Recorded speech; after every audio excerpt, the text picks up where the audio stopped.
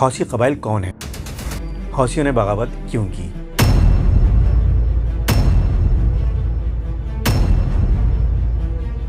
حوثیوں نے یمن کے صدر علی عبداللہ صالح کی حکومت گرائی، پھر ان سے ہاتھ ملایا اور ان کے نائب کی حکومت گرائی، اور پھر انہیں ہی اپنے راستے سے ہٹا دیا۔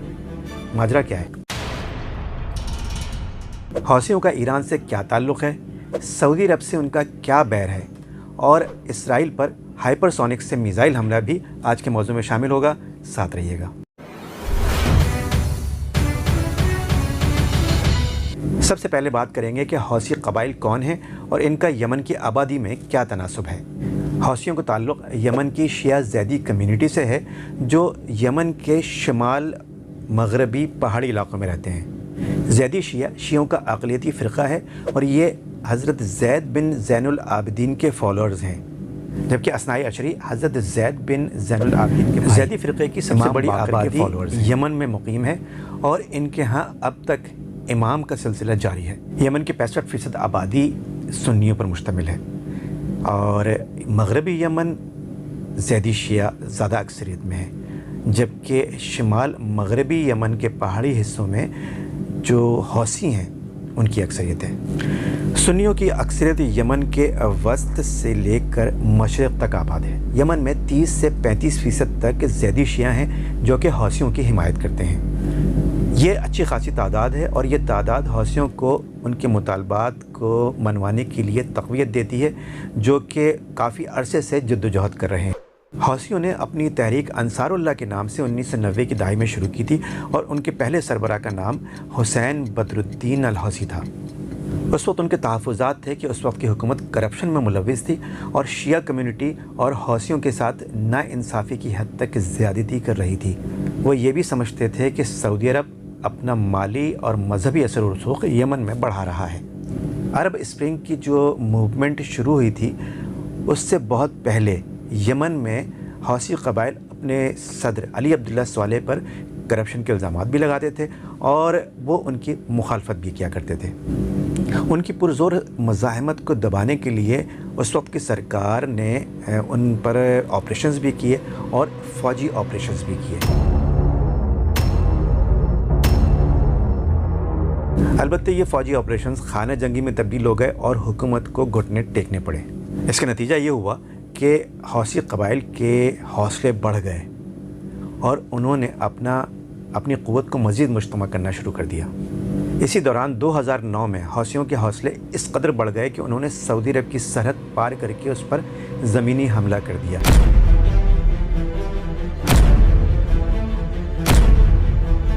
اور سعودی عرب نے ان پر فضائی اور زمینی کارروائی کی، ان کے حملے کو پسپا کر دیا۔ اس کارروائی میں دونوں جانب جانی اور مالی نقصان بھی ہوا۔ 2011 میں عرب اسپرنگ موومنٹ کے دوران یمن میں بھی حکومت کے خلاف شدید مظاہرے ہوئے، جس کے نتیجے میں اس وقت کے صدر علی عبداللہ صالح اپنی حکومت سے ہاتھ دھو بیٹھے۔ ان کا 33 سالہ دور ختم ہو گیا، اور ان کے نائب عبدالرب منصور ہادی نے اقتدار سنبھالا۔ 2 سال کے لیے انہوں نے اقتدار سنبھالا، اور اس وعدے پر کہ 2 سال کے اندر اندر وہ انتخابات کرائیں گے۔ یہاں یہ بات جاننا بہت ضروری ہے کہ صدر منصور ہادی کی یمن میں کوئی بہت زیادہ مقبولیت نہیں تھی، اور اسی کا فائدہ حوثیوں نے بھرپور طریقے سے اٹھایا۔ یمن میں حکومت کی تبدیلی کے باوجود حوثیوں کا مطالبہ یہ تھا کہ ان کی حکومت میں کوئی نمائندگی نہیں ہے، اور وہ اقتصادی طور پر اب بھی بہت ہی کمزور ہیں۔ اسی دوران یمن کے سابق صدر علی عبداللہ صالح حکومت میں دوبارہ آنے کے لیے، دوبارہ اقتدار حاصل کرنے کے لیے پر تول رہے تھے، اور اسی کا فائدہ اٹھاتے ہوئے حوثیوں نے ان سے ہاتھ ملا لیا۔ سابق صدر علی عبداللہ صالح کے ساتھ مل کر حوثیوں نے سن 2014 میں یمن کے دارالحکومت سنا پر قبضہ کر لیا، اور اس وقت کی حکومت جو صدر عبدالرب منصور ہادی کی تھی اسے گرا دیا۔ یمن کے دارالحکومت سنا پر قبضہ کرنے کے بعد ان کا اثر و رسوخ بہت بڑھ گیا۔ منصور ہادی نے صدارت سے استعفیٰ دیا، پہلے عدن گئے اور پھر سعودی عرب چلے گئے، اور وہاں جا کر انہوں نے عالمی طور پر یہ درخواست کی کہ ان کی حکومت کو بحال کیا جائے۔ یمنی صدر کی درخواست پر سن 2015 میں اقوام متحدہ نے فیصلہ سنا دیا۔ اقوام متحدہ نے صدر عبدالرب منصور ہادی کی حکومت کو قانونی قرار دیا اور حوثیوں کے قبضے کو غیر قانونی قرار دے دیا۔ اس فیصلے کے بعد منصور ہادی جنوری سن 2015 میں عدن واپس لوٹے، اقوام متحدہ کی حمایت سے ٹرانزیشنل کونسل بنائی اور عدن کو عارضی طور پر دارالحکومت قرار دے دیا۔ اسی دوران سعودی عرب نے اپنی قیادت میں ایک اتحاد بنایا جس میں عرب ممالک شامل تھے، اور اس اتحاد کا مقصد یہ تھا کہ یمن کی قانونی حکومت کو بحال کیا جائے اور حوثیوں کی پیش قدمی کو روکا جائے۔ سعودی اتحادی افواج نے مارچ سن 2015 میں حوثیوں کے ٹھکانوں پر فضائی حملے کر دیے۔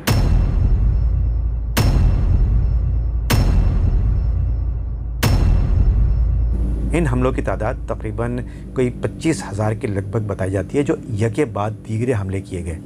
ان حملوں میں تقریباً 19,000 کے قریب یمنی شہری بھی مارے گئے۔ اب اس لڑائی میں خلیجی ریاستیں کھل کر سامنے آ چکی تھیں۔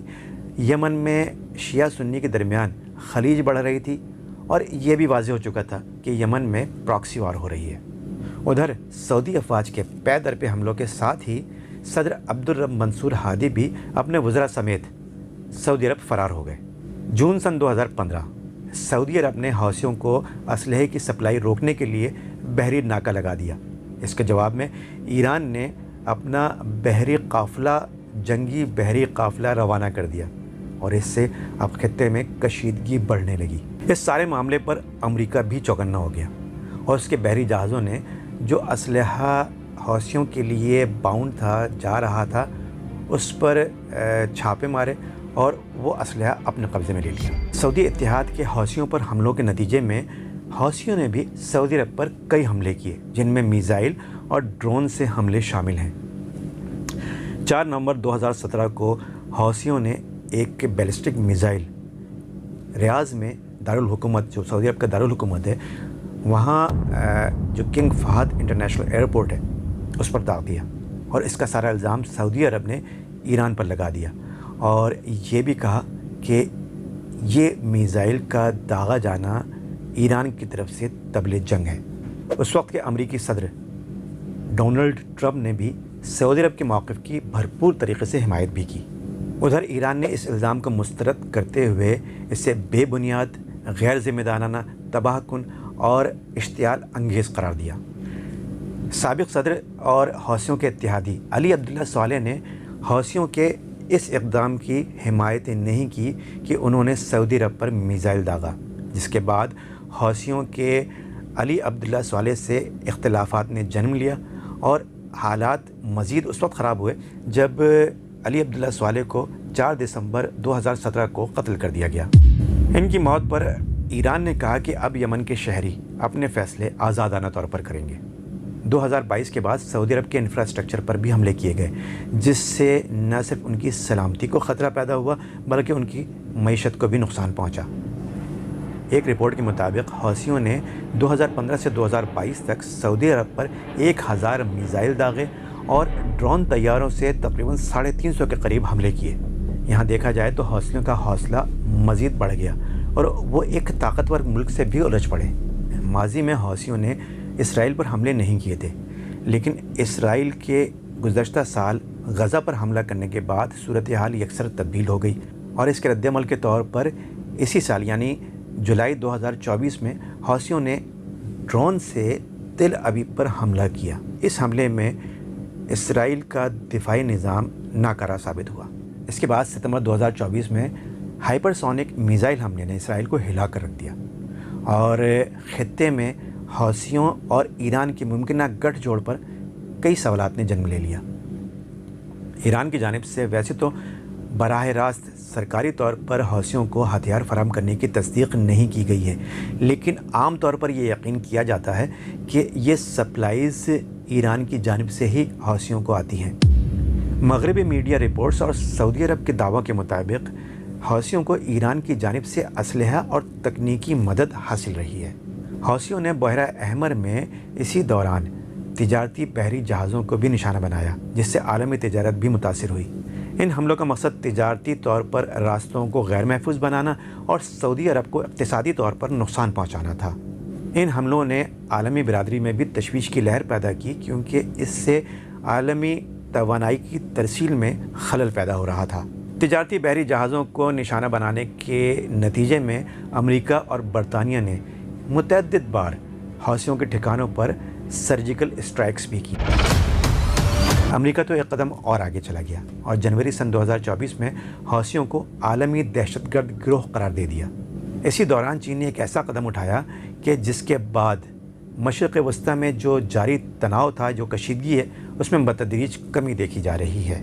مارچ سن 2023 میں چین نے سعودی عرب اور ایران کے درمیان دوستی کرائی، جس کے بعد دونوں ممالک کے تعلقات میں بہتری آ رہی ہے۔ دونوں ممالک نے اس بات پر بھی اتفاق کیا ہے کہ وہ خطے میں امن کی کوششوں کو تقویت دیں گے۔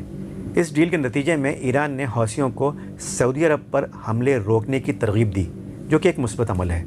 چین کی ثالثی کے بعد یمن میں امن کی امیدیں بڑھی ہیں، لیکن یمن کی صورتحال اب بھی بہت نازک ہے۔ اس وقت دارالحکومت صنعا سمیت شمال مغربی علاقہ حوثیوں کے کنٹرول میں ہے، جبکہ صدارتی ٹرانزیشنل کونسل نے عدن کو عارضی طور پر دارالحکومت بنایا ہے اور اس کے کنٹرول میں جنوبی اور مشرقی یمن کے علاقے ہیں۔ سعودی عرب اور ایران کے تعلقات میں بہتری تو آ رہی ہے، لیکن حوثیوں کے بارے میں کہا جاتا ہے کہ ان کا مستقبل اب بھی یقینی نہیں ہے اور وہ عالمی برادری کے لیے اب بھی مستقل خطرہ ہے۔